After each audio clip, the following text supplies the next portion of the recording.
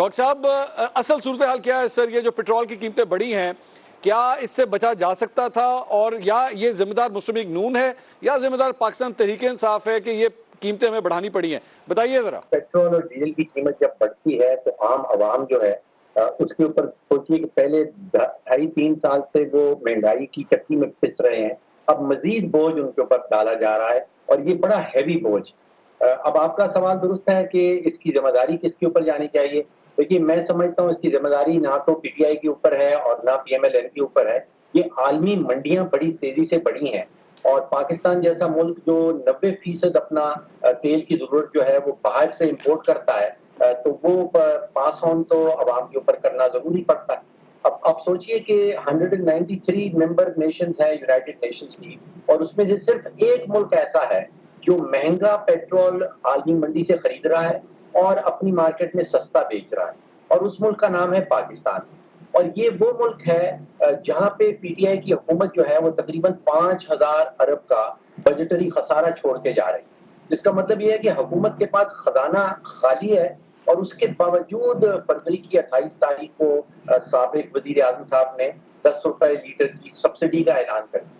आप अंदाजा कीजिए कि खजाना खाली है, पैसे आपके पास है नहीं, आप महंगा तेल मुल्क के बाहर से खरीद के और सोच रहे हैं कि आप मुल्क के अंदर उसको सस्ता बेचेंगे, जिसके नतीजे में 4 अरब रुपए रोजाना का या 125 अरब रुपया माहाना का आपको नुकसान होगा। लेकिन डॉक्टर साहब यहीं पे एक सवाल है कि शौकत तरीन साहब ये फरमाते हैं कि ये जो सब्सिडीज हमने दी थी, 10-10 रुपए जो हमने कम किया था, हम बजट के अंदर इसके लिए हमारे पास कुशन था, हम ये फंड्स एलोकेट करके गए थे, ये दिया जा सकता था आवाम को, लेकिन मिफ्ता इस्माइल साहब ने या मुस्लिम लीग नून की इत्तेहादी हुकूमत ने एक्चुअली वो किया नहीं। इसके बारे में आप क्या कहेंगे?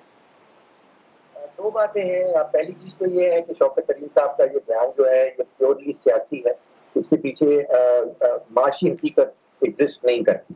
आप अगर मई की 25 तारीख जो आईएमएफ का स्टेटमेंट है पाकिस्तान के ऊपर, उसको खोल के देख लें, और जो अप्रैल 24 का स्टेटमेंट है उसको खोल के देख लें। आईएमएफ ने ये कहा है कि ये सब्सिडीज अनफंडेड थी। आईएमएफ ने अगर ये ना भी कहा हो, आप सोचिए कि जिस हुकूमत का बजटरी खसारा 5,000 अरब का है, 5,000 अरब का वो नुकसान करे हुए हैं, उनके पास 125 अरब रुपया महीने का सब्सिडी निकालने का कहां से आएगा? These were totally unfunded subsidy. इसके पीछे माशी हकीकत यही है कि ये अनफंडेड है, और इतनी ज्यादा अनफंडेड है कि अगर आप सोचिए कि साल भर का इसको एनालाइज किया जाए तो कहीं 1,400-1,500 अरब रुपए की सब्सिडी बनती है।